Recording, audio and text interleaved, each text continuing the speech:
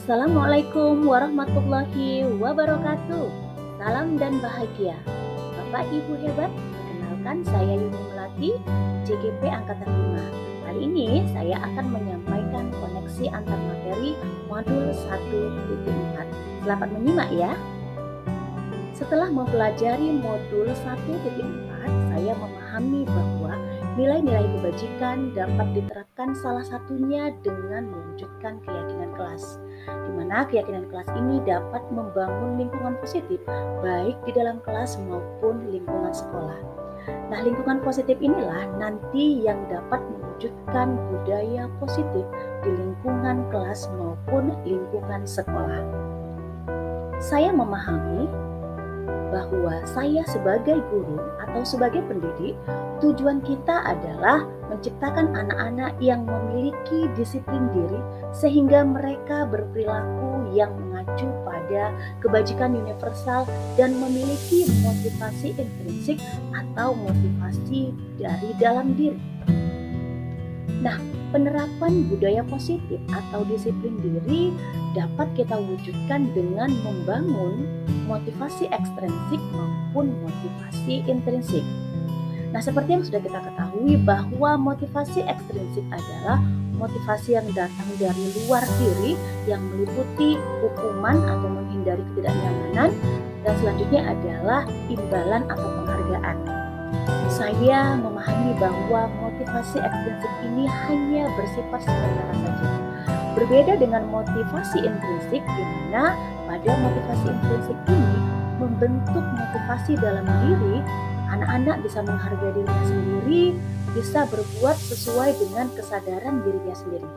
Saya yakin bahwa membentuk motivasi intrinsik jauh lebih baik daripada motivasi ekstrinsik. Saya memahami bahwa kebutuhan dasar manusia diantaranya adalah bertahan hidup, merasa diterima atau kasih sayang, kebebasan, kesenangan, dan juga penghargaan. Nah, apabila satu atau lebih dari kebutuhan ini tidak dipenuhi oleh seseorang atau murid, maka bisa saja murid itu keluar dari keyakinan kelas yang sudah disepakati sebelumnya. Hal ini bisa saja memunculkan kasus atau masalah baru bagi murid tersebut. Nah, saya sebagai guru harus memahami 5 posisi kontrol. Di antaranya adalah posisi penghukum, di mana posisi penghukum ini dampaknya menimbulkan agresif yang tinggi. Kemudian pembuat merasa bersalah, ini murid merasa bersalah, mengecewakan, dan merasa gagal. Selanjutnya adalah posisi teman. Ini dapat menimbulkan keakraban bagi guru dan murid, akan tetapi murid bergantung kepada guru. Selanjutnya posisi pemantau. Murid memahami konsekuensi apabila murid melakukan kesalahan. Dan yang terakhir adalah posisi manajer, di mana guru berdiskusi bersama murid, mempersilahkan murid mempertanggungjawabkan perilakunya.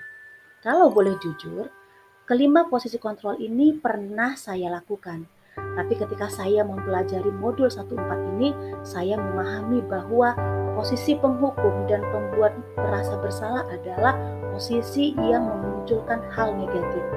Sedangkan posisi sebagai teman, pemantau, dan manajer merupakan posisi yang menimbulkan lebih banyak positifnya.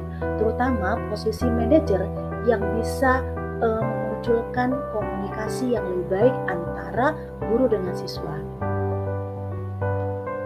Bapak Ibu hebat, dalam melaksanakan posisi kita sebagai manajer, kita harus memahami pendekatan restitusi. Seperti yang sudah kita ketahui bahwa restitusi adalah proses dialog yang dijalankan oleh guru atau orang tua agar dapat menghasilkan murid yang mandiri dan bertanggung jawab. Nah, restitusi ini adalah pendekatan untuk menciptakan disiplin positif. Dan yang terpenting, restitusi merupakan pendekatan yang dapat menunjukkan motivasi intrinsik dari dalam diri siswa. Dalam menjalankan dialog pada pendekatan restitusi, ada hal yang harus dipahami, yaitu segitiga restitusi. Di mana langkah-langkahnya adalah yang pertama, pertama menstabilkan identitas. Nah, di sini kesalahan adalah bagian dari proses pembelajaran. Artinya kita tidak boleh menghakimi seorang murid ketika melakukan kesalahan. Kemudian validasi tindakan yang salah. Di sini kita berusaha untuk mengenali kebutuhan murid, kemudian tidak ada pernyataan untuk menghakimi. Seperti yang sudah saya sampaikan sebelumnya bahwa ketika anak-anak melakukan kesalahan atau keluar dari keyakinan kelas, maka di sini ada kebutuhan dari murid yang tidak terpenuhi. Hal inilah yang harus kita kenali untuk mencari proses solusi pemecahannya dengan berdiskusi terhadap siswa tersebut. Nah, tahapan yang ketiga adalah menanyakan keyakinan. Nah, keyakinan ini adalah keyakinan kelas yang sudah disepakati. Di sini dalam tahap ini murid telah siap mengaitkan keyakinannya dengan tindakan yang salah. Saya sudah melaksanakan praktik penerapan segitiga restitusi dengan kasus murid terlambat datang ke sekolah, dan kasus yang kedua adalah siswa menikmati jam istirahat. Nah, ketika saya mempraktikkan segitiga restitusi ini dengan murid saya merasakan ada kesenangan, ada kebahagiaan. Karena apa? Karena antara saya dengan murid bisa melakukan dialog untuk menemukan solusi atas masalah yang ada. Nah, solusi itu ditemukan oleh siswa itu sendiri atau murid itu sendiri, dan guru hanya menuntun sehingga murid dapat menemukan solusi atas masalah yang dihadapinya. Dan dengan melakukan praktik penerapan segitiga restitusi ini membentuk kesadaran diri atau motivasi intrinsik dalam diri siswa, sehingga siswa melakukan hal-hal yang sesuai dengan keyakinan kelas yang sudah disepakati.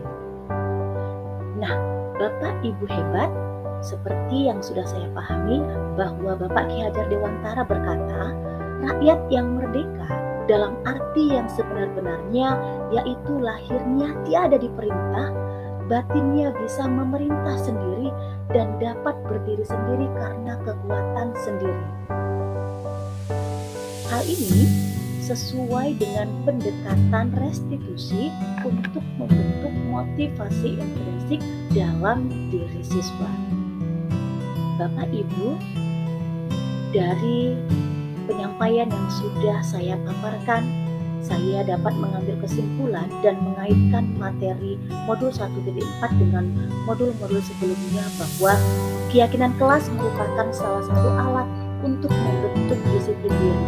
Dengan menggunakan pendekatan restitusi dan posisi kontrol manajer dapat memunculkan motivasi intrinsik dalam diri murid yang dapat menguatkan karakter sesuai dengan visi yang telah dibuat dalam mewujudkan anak-anak yang merdeka dengan nilai-nilai kebajikan karena kekuatan sendiri. Terima kasih sudah menyimak penyampaian saya mengenai koneksi antar materi modul 1.4. Terima kasih. Billahi taufiq wal hidayah. Assalamualaikum warahmatullahi wabarakatuh. Salam dan bahagia.